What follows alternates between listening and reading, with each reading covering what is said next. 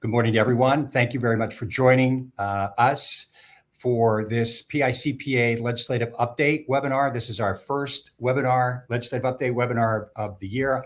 I'm Peter Calcara, Vice President of Government Relations with the PICPA.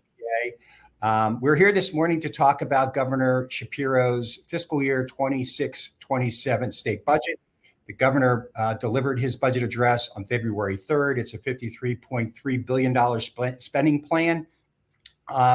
And what better person to give us kind of a detailed explanation on the budget proposal than one of the chief architects. So before I introduce the budget secretary, just a couple of real quick housekeeping items on top of what Sydney just gave you too.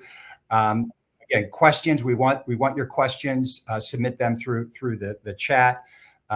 But we will take those questions at the end of the session. The secretary does have a hard stop a little bit before 11 o'clock. So we're going to get to as much information and we'll answer as many questions as possible. But with that, I want to welcome Budget Secretary Zach Reber to the program. Secretary Reber was appointed Budget Secretary by Governor Shapiro in December of last year. The secretary has been with the Commonwealth in various positions for the last decade or so.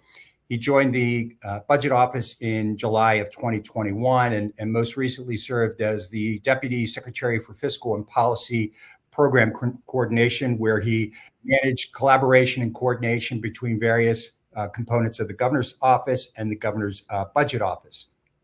Prior to joining the budget office, the secretary was a member of the Wolf administration. He served as executive director of the Keystone Economic Development and Workforce Command Center. Before joining the governor's office, he was also policy director for the Department of Community and Economic Development. And he got his start in state government with the Department of Revenue. So maybe a lot of questions about the Department of Revenue coming your way, Mr. Secretary. Secretary is a summa cum laude graduate of Alvernia University in Reading. He's also a fourth generation farmer. He and his brothers own a farm in Schuylkill County where he resides with his wife and two daughters. Secretary Reber, good morning. And thank you very much for spending an hour or so of your busy day with us to talk about Governor Shapiro's 26-27 state budget. With that, I'll turn it over to you. Yes, thank you. Thank you very much, Peter. Thank you to both you and Sydney for hosting. Just share my screen here. Just make sure everybody can see that okay. Good. As Peter said, my name is Zach Reber. I'm going to spend some time today just walking through a presentation regarding the budget that the governor had released earlier this month. As you had heard throughout the governor's speech, Pennsylvania has done some great things in working with the General Assembly over the last 3 years. The governor takes great pride in listening to the people and business leaders when he traverses the Commonwealth. We've seen some credit rating increases twice under this administration, which has allowed us to save hundreds of millions of dollars through bond refundings and future interest costs on new borrowings. We've also undertaken efficiency strategies as an administration, whether that's through creating things like Code PA to bring in technical development in-house rather than contracted work, or the Office of Transformation and Opportunity to help with permitting and regulatory reforms, or looking at our existing space utilization footprint and right-sizing our workforce needs. We've put billions of new dollars into our school districts and our children's educations to build a bright future for our workforce and economic development needs. And we've made tax changes, which I know impact all of you on this presentation, but across a broad spectrum of taxpayers, whether that's through expanded property tax relief, changes to NOL and rates for corporate taxpayers, or expanding tax cuts for personal income tax through child care and the new Working Pennsylvanians tax credit. We've also funded cops both at the state and local level and invested in proven programs to reduce gun violence and violent crime, and it's working. We've also focused on workforce development and increased funding for CTE and apprenticeship programs by 50%. And this budget that I'm going to walk through today just takes all of the wins and the good work that we've done over the last 3 years and continues to build on that. This slide is just a few validations that the governor had referenced in his speech. Just kind of helps corroborate the first few items that I discussed. I'm going to walk through them all.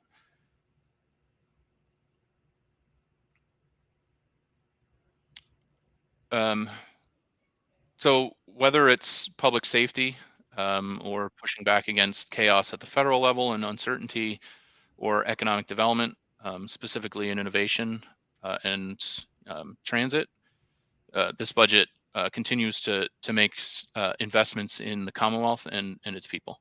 So continuing funding education, further combating Medicaid fraud, and reforms in the energy and housing space. The plan that the governor outlined will continue to build on our progress. The governor also outlined some non-financial policy priorities in his speech as it relates to the protection of Pennsylvanians of all ages. So whether that's children and their exposure to AI bots, childline services and child protective services reforms, and then all the way up through changes to our Adult and Protective Services Act. So we can start with an outlook on the revenues this fiscal year to date. So this is through collections through January. Revenue collections are good. So as of the first of the month through January, collections were above estimate, 417 million above estimate, or 1.7% higher, mostly driven by PIT, but CNIT is still hanging in there and above estimate, so that's good. We started our monthly comparisons in December because of the delayed budget. We've had 2 strong months. And this past month alone, we were up 177 million. As a result of that, we're moving our revenue estimate from certification of the budget in November up to 48.032 billion. While we are expecting increased expenditures in the current year, in 25-26, over where we were when we certified, we do still believe that we will end the current fiscal year without touching the rainy day fund. So the budget that we proposed, as Peter had mentioned at the top, is the $53.262 billion budget, rounded to 53.3. It's a $2.7 billion year-over-year increase, or just under 5.5%. Most of the costs are cost to carry in operations, as well as mandatory DHS spending. $1 billion of the 2.7 billion increase is what we would consider initiatives or new funding that we're proposing, and that's just over $1 billion, as I said, and about 650 million of that is specifically for education increases and subsidies. So while the budget does require us to use some of our surplus to balance, the budget is still projected to leave over 3 billion in the rainy day fund at the end of the fiscal year in June 2027. Getting into some of the specifics of the proposal outside of the financial statement, as we have done so the last few years, we do continue to propose new revenues to ensure that we can continue investing in Pennsylvania. An item that we've called for in the past, the regulation of skill game machines, is proposed again. Skill game machines have a profound impact on both the safety of the public as well as aging programs and the general operations of the lottery. Early indications were that there were over 70,000, maybe even up to 100,000 machines out there. I'm sure you've seen them everywhere. So we're calling again for the regulation. Our proposal does not change much from last year. Key differences are where the totality of the funds end up, with all 52% of the proposed tax rate on these machines going to the general fund, after some off the top transfers for local share programming, as well as compulsive gambling funding through DDAP. And then the other change is the number of machines that we had proposed. Last year, we had proposed starting at 30,000 machines and over 5 years building to 40,000 machines. I think we are more in a space this year of just going right to 40,000 machines. And obviously our estimates take into consider what a ramp-up period would need to be to hit that 40,000 machines. In the adult use cannabis space, it's the same proposal as last year. Fee revenue hitting in the budget year and going to the general fund after leaving funding available for some adult use cannabis specific initiatives. We are again calling for some seed money for a revolving loan fund to help small businesses that want to enter the cannabis market, money for expungement of records on day one, as well as funding for restorative justice initiatives, and some administrative funding for both PSP and the Department of Revenue. And we are still taking an agency by agency dive into programs and expenditures of each agency and whether or not they align with their statutory or agency driven mission and aligning their resources with results. This was the REMAP program that the governor had debuted last year when we had done REMAP process with corrections, DCED, and PCCD. And then this year we did expand it to Department of Aging, Department of General Services, as well as Revenue and the Lottery. And that is where there were some tax credit related changes that we had proposed last year. And those are back again this year. And I'll get into those a little bit more in a few minutes. The governor has made it a point to try to make Pennsylvania more competitive, whether it's through the economic development strategy that we had put out at the beginning of the administration or continuing tax cuts in the corporate space, or through permitting and licensure reforms. We've started the work in the previous administration and continued it to bring our highest in the nation, one of our highest in the nation corporate net income tax rates down. Under current law, we're expected to continue to cut those taxes by 0.5% each year until we hit one of the lowest tax rates in the nation at 4.99%. Last year, the proposal this year is a bit of a change from last year. Last year, we did propose to speed it up, but this year we're just calling for the current tax rates cuts to continue to hit 4.99 by 2031. At the same time, we do have businesses that can use legal tax loopholes and strategies to reduce their tax burden even further, which impacts our ability to reinvest into the programs we utilize each day. So as we did last year, we are calling for legislation to close those loopholes here in PA, which only impacts businesses that have multi-state or multinational presence. And when factoring in our small businesses, about 90% of all businesses will see no impact from this. And those that pay CNIT and are only PA companies will only see the rate cuts. You had also heard the governor put a heavy focus on public safety in his address. We take the viewpoint that safe communities are the key foundation for economic growth. So once again, we are calling for a $30 million increase in grants available to fire companies, as well as increasing funding for compensation available to victims of crime, and also increasing funding in proven programs that help to reduce gun violence.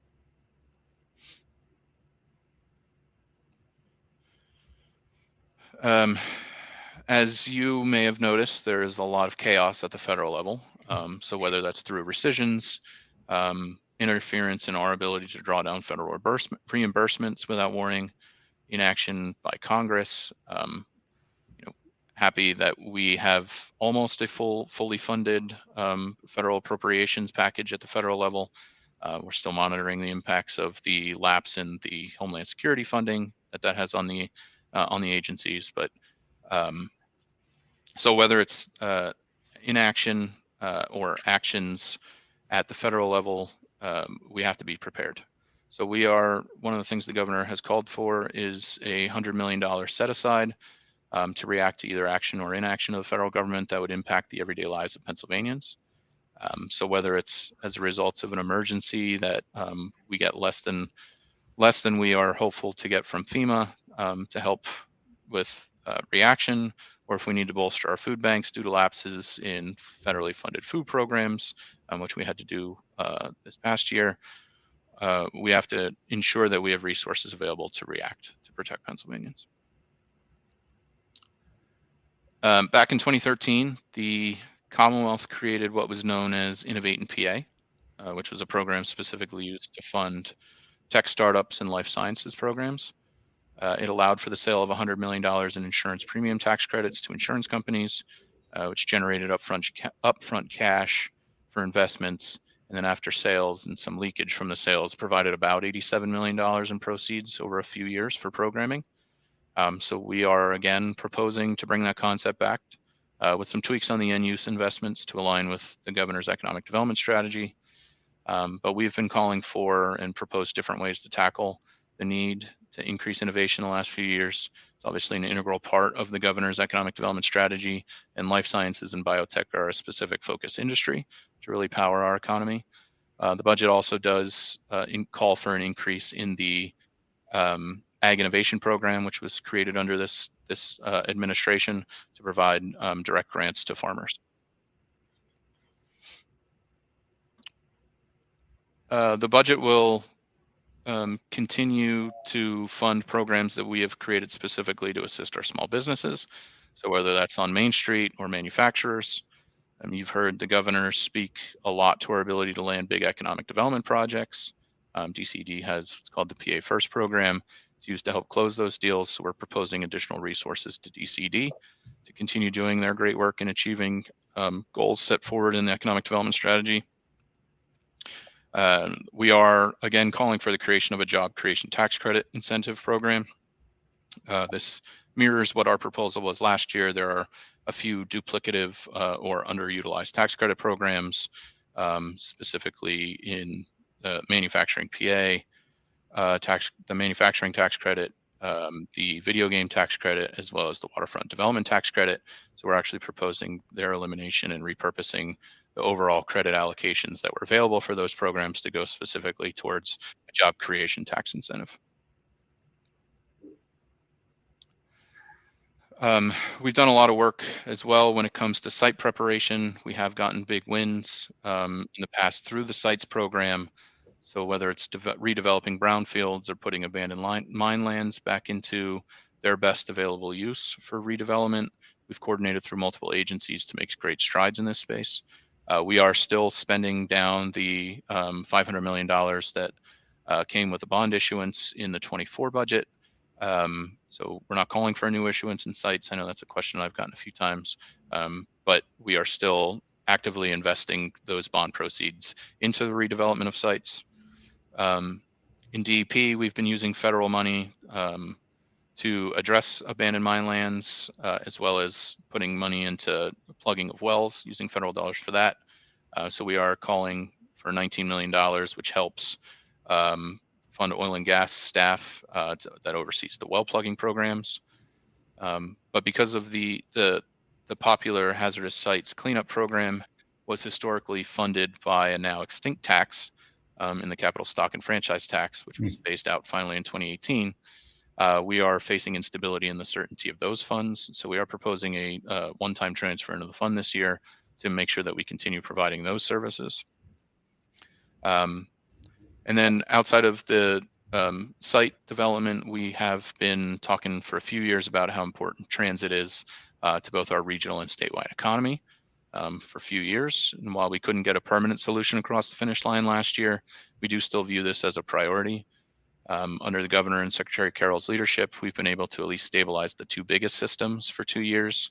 So we are still calling for a 1.75% sales tax transfer to the PTTF, the Public Transportation Trust Fund, in this budget, and that would have an effective date with the increased transfer beginning July 1, 2027. And since it is tied directly to sales tax growth, we do believe that the fully annualized amount would be more in the $320 million range by the time that that starts to take effect. As I mentioned at the top, the budget proposal builds on the major investments we've made in our schools over the last 3 years. Over $650 million.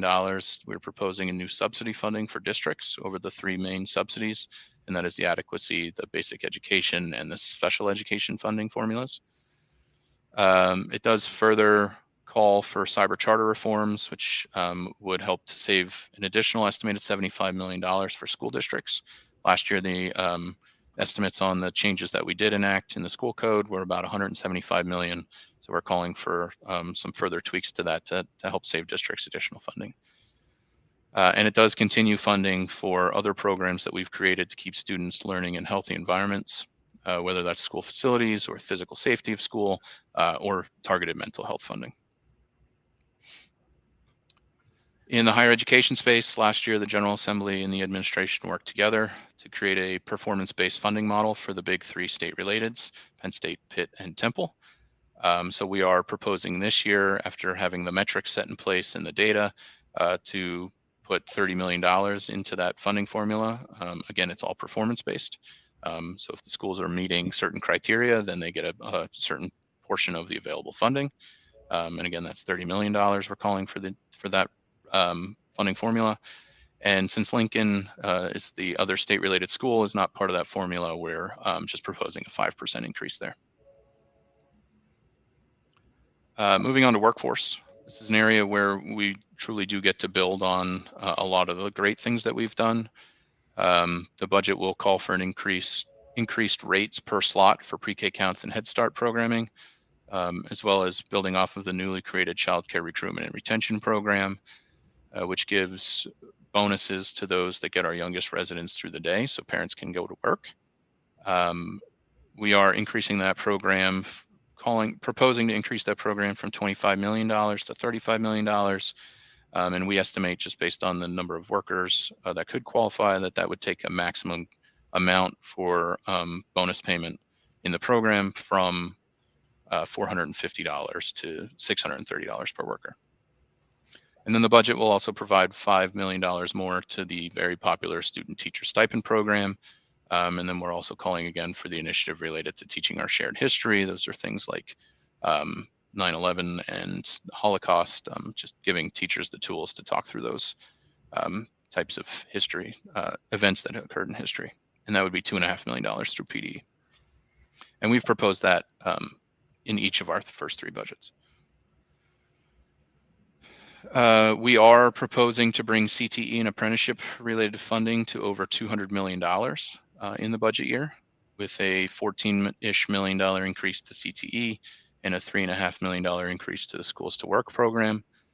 The governor also proposed making some policy/legislative changes to the VOTEC system to allow students to not have to duplicate efforts on gen ed requirements when they go to the VOTECs, and also allow students that qualify early to take those tests early. And we're also focusing on ending the wait lists for adult learners to help continue to build up available workforce. And then as we have the last few years, we're also calling for the creation of Career Connect program, which would hope to see the creation of about 10,000 internships over the next 10 years. You have heard the governor again call for an increase to the minimum wage. That would be effective mid-fiscal year at the start of 2027. All of our surrounding neighbors, as you heard the governor say, have a higher minimum wage than PA, and 5 of the 6 are either at $15 an hour or being tied to CPI indicators or on their way to $15 an hour. In the reentry space, we are proposing legislation that allows businesses to partner with our correctional institutions for work programming as an option for additional workforce. And then also proposing to provide medical coverage to those formerly incarcerated.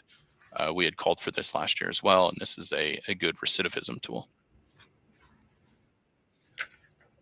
HR 1, or the One Big Beautiful Bill Act, will put some constraints on the Commonwealth and its residents that currently rely on the Medicaid program, or as we call it in Pennsylvania, medical assistance.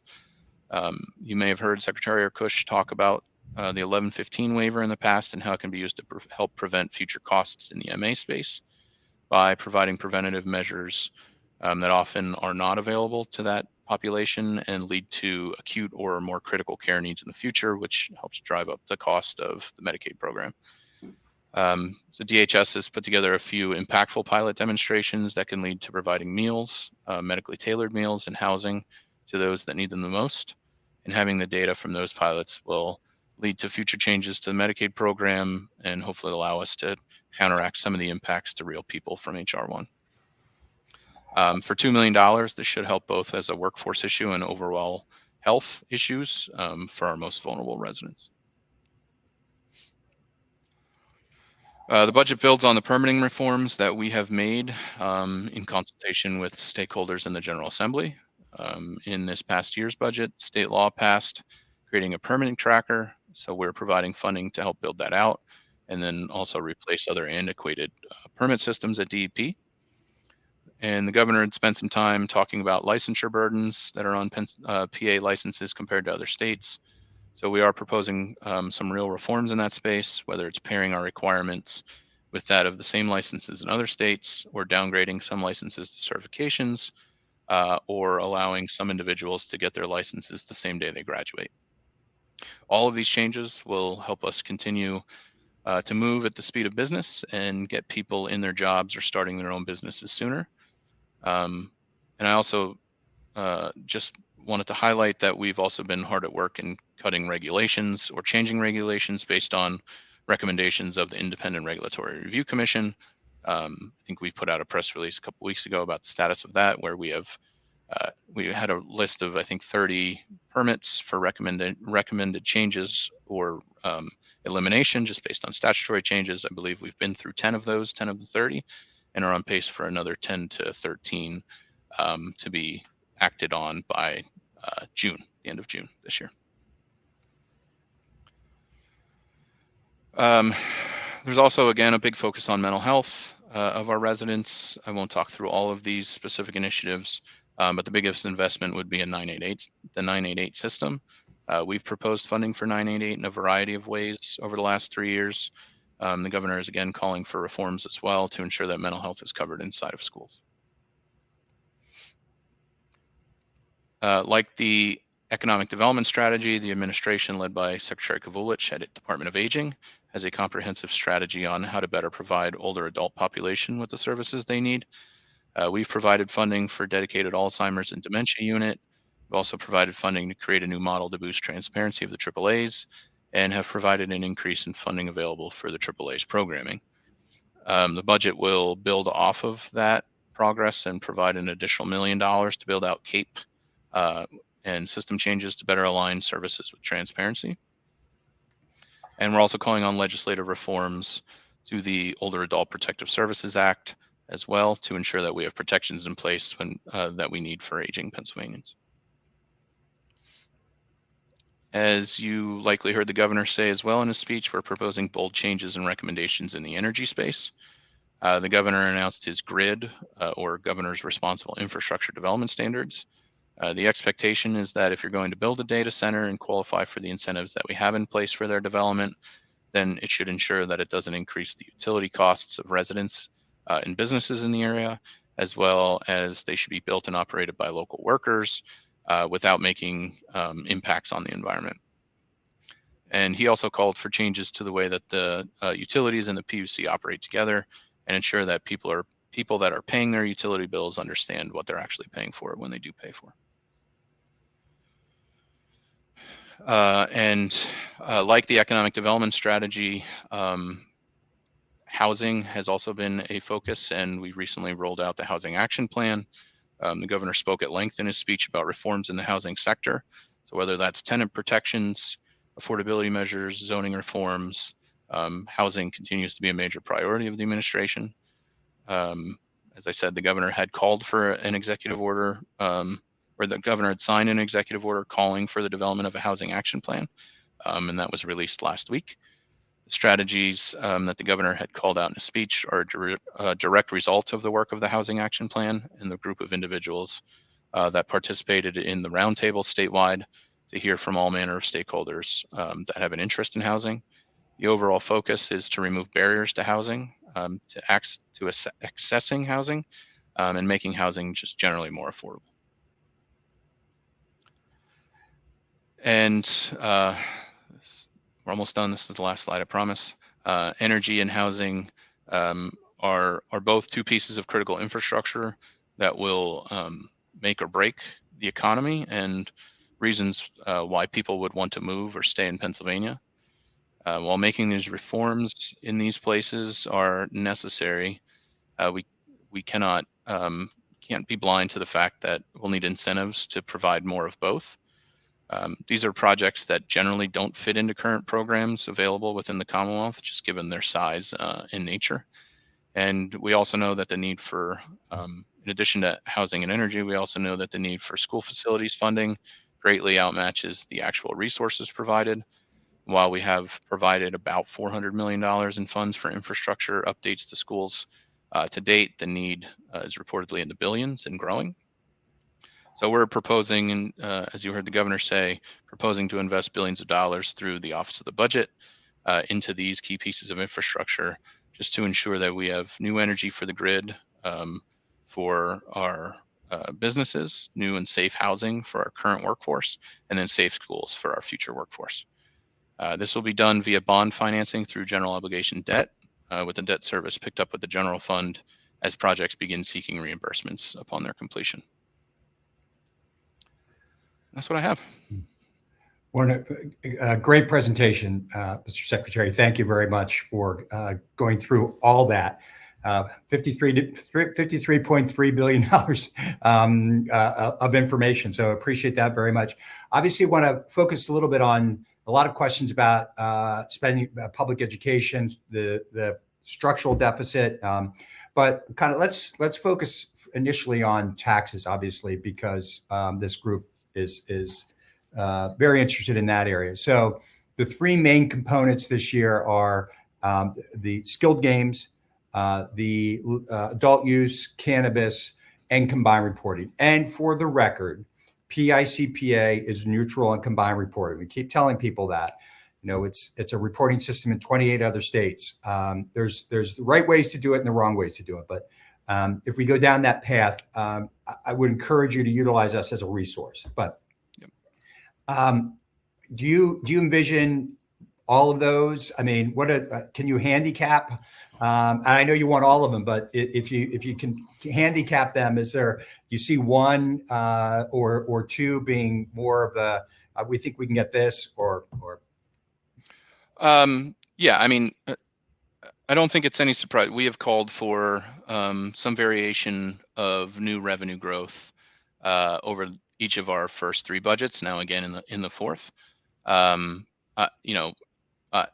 conversations with the General Assembly over the past 3 years have been, positive conversations. I think it's always just a list of priorities and kind of what collectively we feel like we can all move forward with and put something together that the governor eventually enacts. I think just being able to talk about those specifically, like combined reporting in hearings and and behind closed doors with General Assembly members, just to at least have continued conversations on how these things function, I think that's a positive sign. I don't have like one priority over the other on any of these specific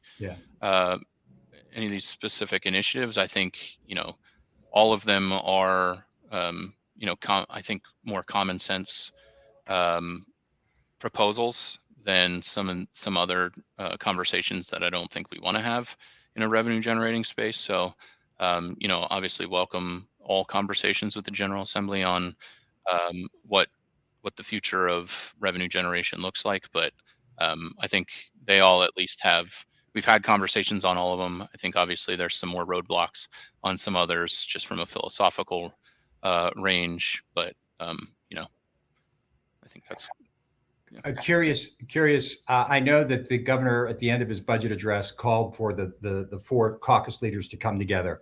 Mm-hmm. I would love to have been a little fly on the wall on that. I kind of, can you share with us, any kind of take on that? Was it a positive? Assuming it was, the initial discussions are always very positive, but does it give you optimism that we can see a budget relatively on time this year? Well, it's my first official budget as secretary, so I would love to make sure that we have one on time. Look, I mean, the governor called for it. I think all parties recognize that it took longer than we had hoped last year to enact a budget, and obviously from my role here as the budget secretary, I have seen firsthand from my staff what the impacts are of an impasse, and then obviously know what the impacts of an impasse are on all of the stakeholders and taxpayers of the Commonwealth. So I think it's all in all of our best interests to just continue conversations and move forward and try to just kind of wrap it up on time. Okay, questions from some of the folks on the webinar. A lot of questions about education spending. Public education spending, I think basic education line item is the largest single line item in the budget, in the $53 billion. Spending a lot of money on public education, on higher education. You've talked a little bit about what it specifically is the administration doing to kind of improve the public education space as far as test scores and things like that. Any other proposal that the administration is seeking as part of this budget? Yeah, so I mean, we've made huge investments in a variety of appropriations, whether that's the new adequacy formula, which also had changes in this past year to ensure that additional dollars go to all districts. So every district gets at least $50,000 out of the new adequacy increase. The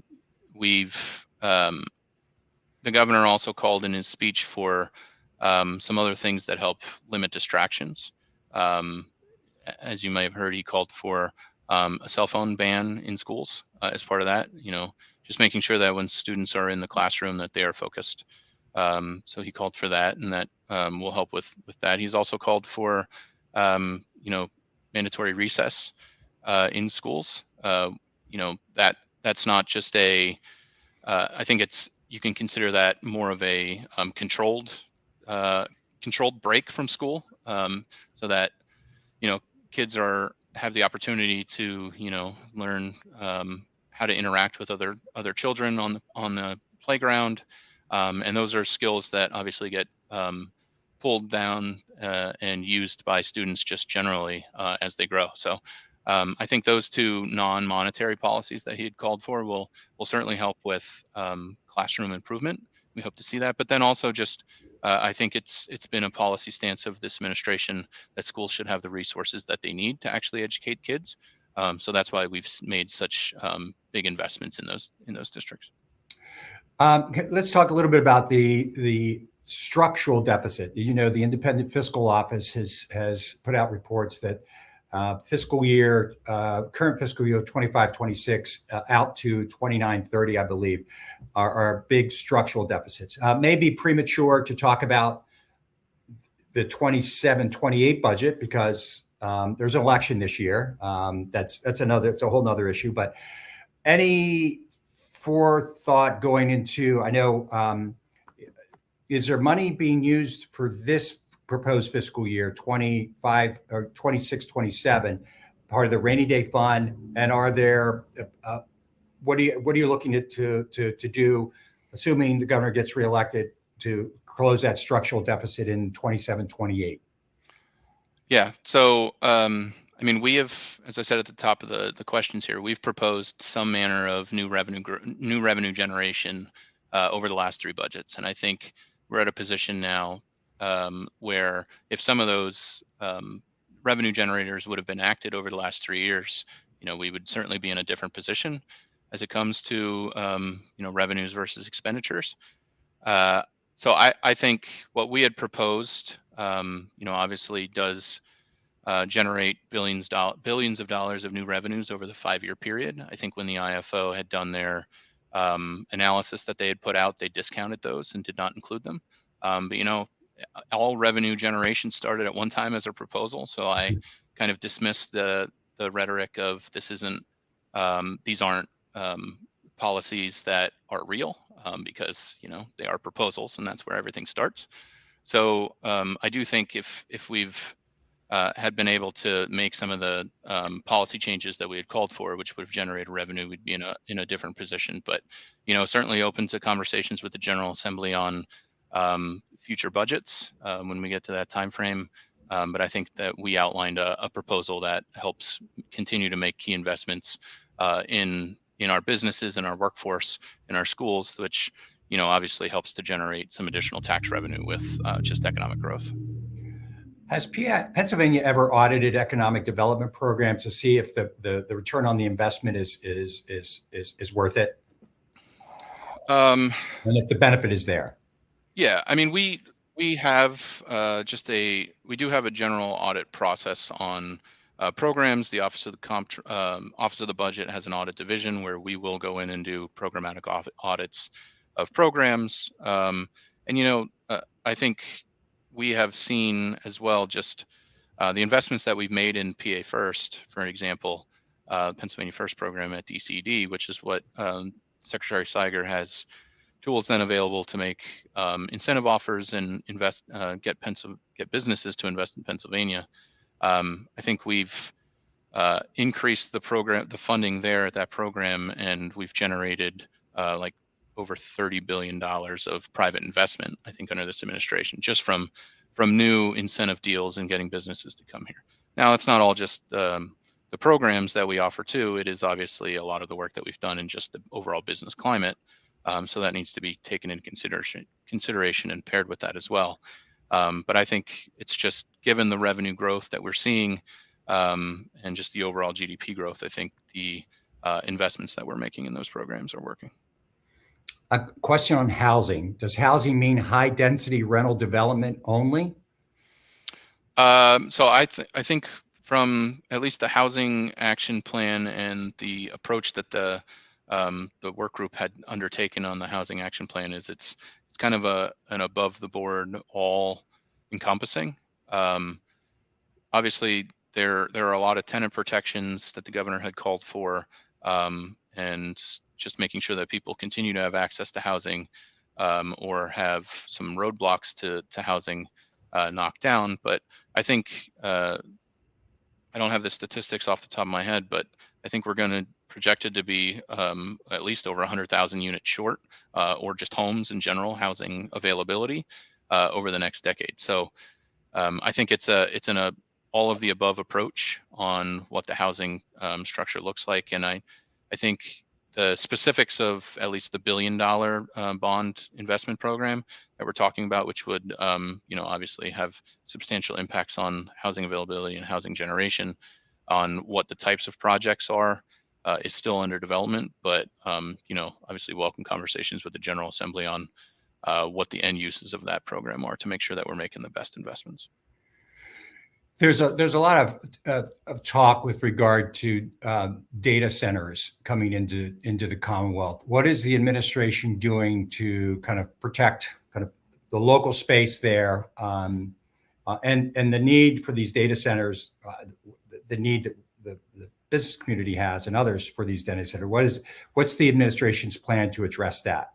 Yeah, so that's a good question. As the governor had mentioned, he came out with his grid standards, and that is specifically for data center development.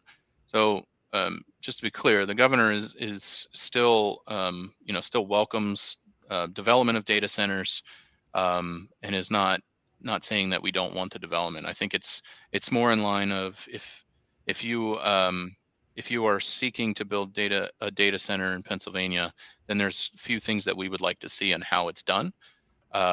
Specifically, transparency, making sure that local buy-in is a part of the process, and making sure that residents have an understanding of the scope of the development.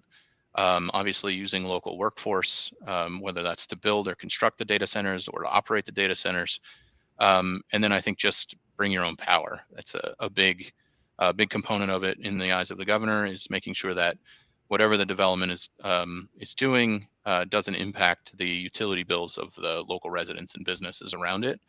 And again, I think we still need to have conversations with the General Assembly on any of the specifics on on any legislative components to that. But we do envision, the existing computer data center sales tax exemption being a part of that conversation. Whether it's, if you're hitting the criteria, are there different levels of incentive that could be provided to those data centers, as well as just general permitting, fast tracking in the work that OTO has done.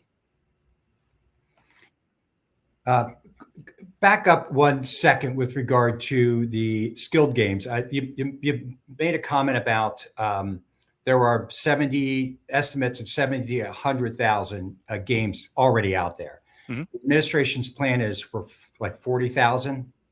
Yep. What happens to the other 30 to 60,000 games? Yeah, I mean, It's to confiscate them.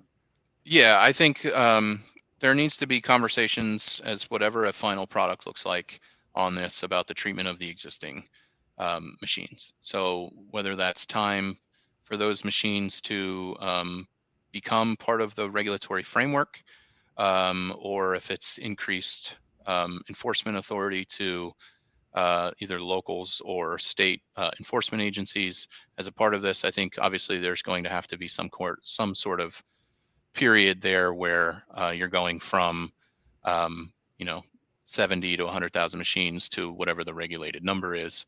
And we're calling for a gaming control board to be the regulator on this. And they have expansive history on being able to regulate the gaming industry throughout the Commonwealth. So I think, the regulatory authority of the Gaming Control Board and all of this is also going to be taken into consideration. Couple comments, questions about increasing the minimum wage. There's some comments about doubling it could be a little bit too much for small businesses. I know that this is something that has been called for over 10 years, probably in the General Assembly. Any thoughts and comments on the impact on small businesses, increasing it that much that quickly? Yeah, I mean, I think we've called for $15 an hour on day one. I think there are other proposals out there that the General Assembly had put out. So we're obviously open to the conversation on what a final minimum wage product looks like. Just think it's important from the governor's perspective, especially with the community engagement or work requirements that the feds are putting on people as a result of the Medicaid program and the changes in HR 1, that they have access to a job that's actually going to help them and not continue to push them down. I think, overall, our revenue estimates show that it's a net positive impact in revenue generation. And, I would also argue that, some businesses around the Pennsylvania border may as well also be finding a hard time finding workers for their positions if the same types of positions only a few short miles away are, paying double the wages than what our businesses are. So. Question about bonus depreciation. Will Pennsylvania ever consider allowing for bonus depreciation? I think, those kinds of questions are always very ingrained in negotiation type conversations when we're dealing with the tax code. I think, it's always a topic of conversation as well as some other various technical tax changes. I think, obviously we are have to do both. What we have to balance, what's good for businesses in the tax space, as well as just monitoring the current financial situation of the Commonwealth. So those are always both taken into consideration when those decisions are made. Well, I'll put a plug in. We have some ideas on bonus depreciation as well at some point. I'm not sure now is the time for that conversation, but I also give a plug for a couple of our initiatives that are out there that we've talked about before, Mr. Secretary. So I'll put those back on your radar. One is the state and local cap workaround, SALT cap workaround, that I think 36 other states have it. Pennsylvania does it. It's not a cost per se to the general fund. I know there's an implementation cost, and the department has been somewhat resistant to that. But I know that there seems to be renewed interest in that. So I just put that on your radar, as well as kind of an issue that's tied to that, and that's the resident credit partner issue. That Pennsylvania resident partners are not eligible for the deduction in Pennsylvania taxes paid in other states under a SALT workaround structure, but Pennsylvania S Corp shareholders are. So we're trying to fix that And my only comment is, if you do the SALT workaround, you can do the resident credit without doing the SALT workaround. But if you do the SALT workaround, you can do the resident credit fix without the SALT workaround. But if you do the SALT workaround, you need so you need both of them. You obviously you need the resident partner credit fix, because that's clearly an issue that would impact a lot of Pennsylvania taxpayers. So just put that on your radar. One other question that was just popped up is the False Claims Act. PICPA historically has not been engaged in the False Claims Act, but the way some of our folks are reading it is there's a potential tax component. So that's something we want to put on your radar. We've already reached out to the Senate. No other state, I believe, or maybe one or two other states, have a tax component in their state False Claims Act.